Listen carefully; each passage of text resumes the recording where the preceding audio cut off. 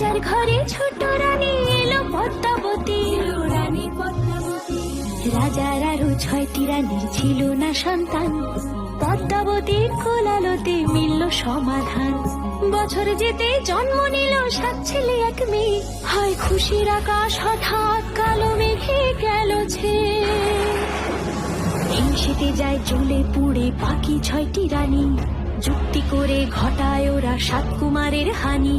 সুযোগ মতো 7 ছেলেকে মাটিতে দেয় পুঁতে, বাঁচে একা পারুল, ওরা পায় না তাকে ছুতে। ধাইমা বাজায় সেই মেয়েকে বড় করে তোলে, 7 ভাইকে পায় যে পারুল 7টে চাপা ফুলে। এত কিছুর পরেও রাজার বিপদ যে কাটে না, সূর্য নগরে সুখের সূর্য আর ওঠে না। হিংসা বিবাদ বিচ্ছেদ আর প্রেমের কাহিনীতে পারুল বোন কি পারবে 7 ভাই চম্পাকে জাগাতে।